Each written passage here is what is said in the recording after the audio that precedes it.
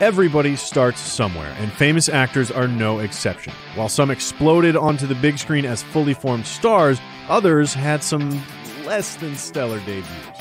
Here are 10 actors' surprising first performances.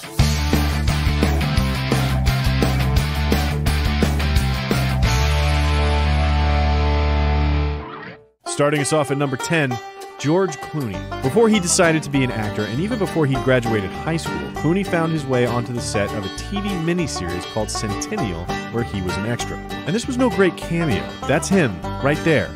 Carrying the barrel right there is George Clooney. Pretty underwhelming. In fact, while he seems like a massive star today, and you can certainly imagine him being born famous, gray-haired, and smirking, he toiled in relative obscurity until his mid-30s, when he broke out on ER. And 1 and 2 and 3 and 4 and 5 and 8. Oh, yeah. At number 9, Elijah Wood. At age 8, Woods got the youngest debut on this list. He first appeared briefly in the David Fincher-directed Paula Abdul music video, Forever Your Girl. After that, he had a small role as video game boy in Back to the Future 2. That's like a baby's toy. In fact, Elijah Wood was a very successful child star who's been fortunate enough to turn it into a career as an adult. Roger Ebert famously dubbed him the most talented actor in his age group when Elijah was just 12 years old. And although he might not be receiving similar praise today, he's still got a very long resume to show for it. Do you believe in the boogeyman? No. Number 8, Johnny Depp. Before he was Jack Sparrow, Johnny Depp first graced the screen in Nightmare on Elm Street, the classic horror movie of Freddy Krueger and haunted dreams. In it, a teenage Depp famously bared some midriff before being killed and turned into a fountain of blood. He's had a long career since then, with much credit owed to 21 Jump Street, which launched him into celebrity, and he's come a long way since Elm Street. Just be practical, Anthony. When we do a job, we do it to the best of our abilities, right? We're trying to do it like professionals. Number 7, Owen Wilson.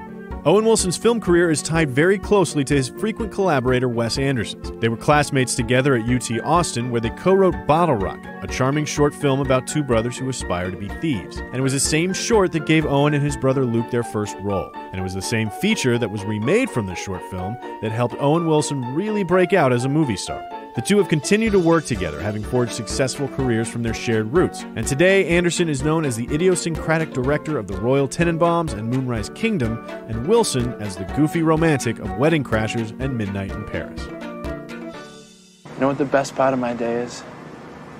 For about 10 seconds from when I pull up to the curb when I get to your door. Because I think maybe I'll get up there and I'll knock on the door and you won't be there. Coming in at number 6, Ben Affleck. If you ask most people about Ben Affleck's first role, they'll probably jump at the opportunity to tell you he wrote his way into Hollywood with Matt Damon in Good Will Hunting. Unfortunately, they would be very, very wrong. Ben Affleck's career started about 13 years earlier when he was 12 on a PBS educational show called Voyage of the Mimi. I'm Ben Affleck, and I'm in the Arctic Test Chamber for the United States Army Research Institute of Environmental Medicine in Natick, Massachusetts. In fact, after that, he appeared in School Ties, Dazed and Confused, Glory Days, Mallrats, Going All the Way, and Chasing Amy, all before Good Will Hunting. It's a pretty similar story for his childhood friend Damon as well. So much for the myth of two Boston kids who broke their way into Hollywood with a killer script. Say, have you got a dime? What for? I want to call my roommate and have him vacate the premises.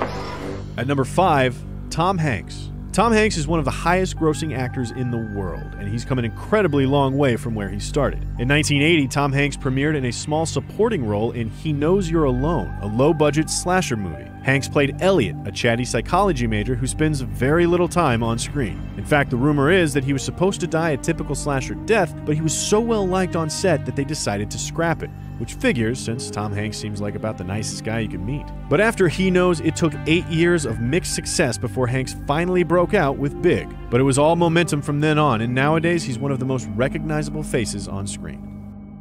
All right. Oh, Christ. How you doing? Number 4, Matthew McConaughey. McConaughey's come a very, very long way. He's earned a lot of street cred with his latest renaissance, making the jump from shirtless rom-com stud to show-stealing indie weirdo. But way back in 1993, before all that, audiences got a brief taste of things to come. After a few tiny cameos in TV's Unsolved Mysteries, McConaughey had his film debut in Dazed and Confused as Wooderson, a local burnout who can't quite grow out of high school. In light of his recent roles, you can look back and see that he's always had some serious talent. He sports the same casual authenticity, a charming comfort with his weirdness that he would go on to lose and eventually regain.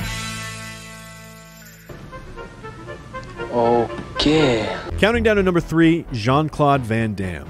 Jean-Claude Van Damme, aka the Muscles from Brussels, was a pretty big deal as a kick-ass action star in the 80s and early 90s. He belongs in the same conversation as Chuck Norris. But his first role was in a bizarre 48-minute movie about an American jewel thief in Monaco called Monaco Forever. The role? Gay Karate Man. It actually says that in the credits. It only took 4 more years for Van Damme to show the world that he was more than just a nameless karate man with blood sport, which is pretty much the epitome of everything that's awesome about martial arts movies in the 80s. This is a song called The History of Tenacious D, and it's not just a list of things that we've done in the past, but it's also a chronicling of our rise to power. The runner-up at number 2, Jack Black. Jack Black's made a hell of a career out of being a lovable jester with a tendency to break out into song. But before he had a career, he debuted as this kid.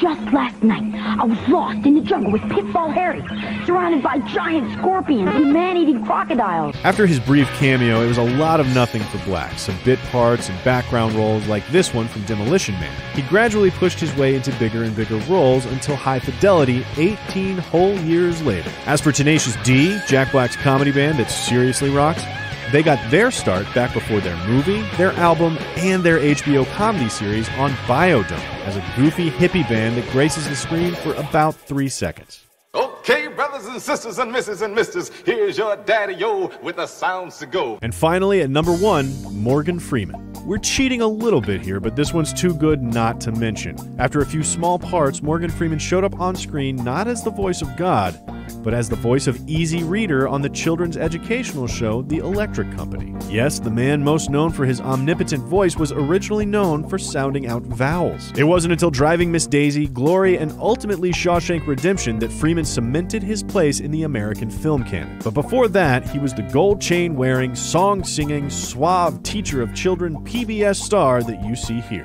which is why we think he had the number 1 debut performance of any actor out there today. So what do you think? Are there any first performances that we left out? Let us know in the comments below and subscribe to CineFix for more IndieWire movie lists.